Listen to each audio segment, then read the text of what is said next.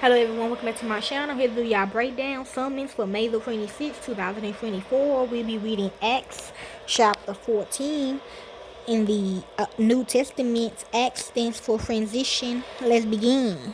In Iconium, they entered together into the Jewish synagogue, and so spoke that a great multitude, both of Jews and of Greeks, believed. But the disbelieving Jews stirred up and embittered the souls of the Gentiles against the brothers. Therefore they stayed there a long time, speaking boldly in the Lord, who testified to the word of his grace, granting signs and wonders to be done by their hands. But the multitude of the city was divided, part sided with the Jews and part with the emissaries. When some of both the Gentiles and the Jews with their rulers made a violent attempt to mistreat and stone them, they became aware of it and fled to the cities of Iconium, Lystra, Derbe, and the surrounding region. There they preached the good news. At Lystra, a certain man sat impotent in his feet, a cripple from his mother's womb, who never had walked. He was listening to Paul speaking, who, fastening eyes on him and seeing that he had faith to be made whole, said with a loud voice, "Stand upright on your feet." He leaped up and walked. When the multitude saw what Paul had done, they lifted up their voice, saying in the language of Iconium, "The gods have come down to us in the likeness of men." They called Barnabas Jupiter and Paul Mercury, because he was the chief speaker. The priests of Jupiter, whose temple was in front of their city, brought oxen and garlands to the gates and would have made a sacrifice along with the multitudes. But when the emissaries, Barnabas and Paul, heard of it, they tore their clothes and sprang onto the multitude, crying out, "Men, why are you doing these things?" ?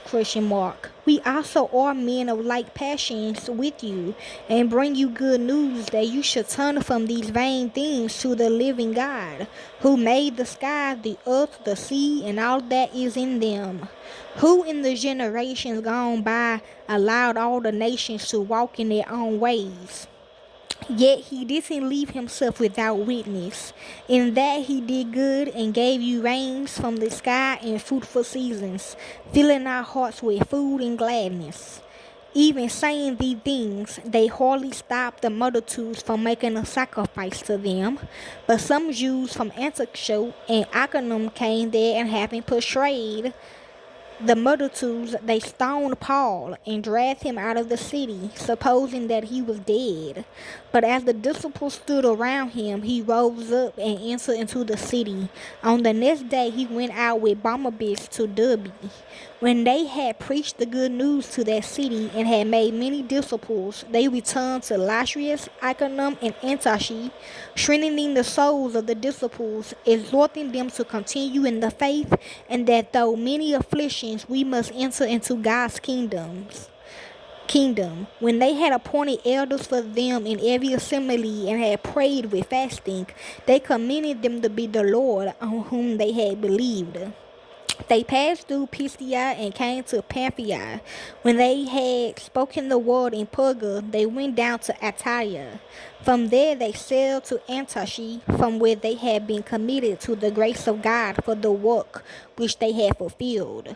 When they had arrived and had gathered the assembly together, they reported all the things that God had done with them, and that he had opened a door of faith to the nations. They stayed there with the disciples for a long time. That's Acts chapter 14 in the New Testament. Enjoy.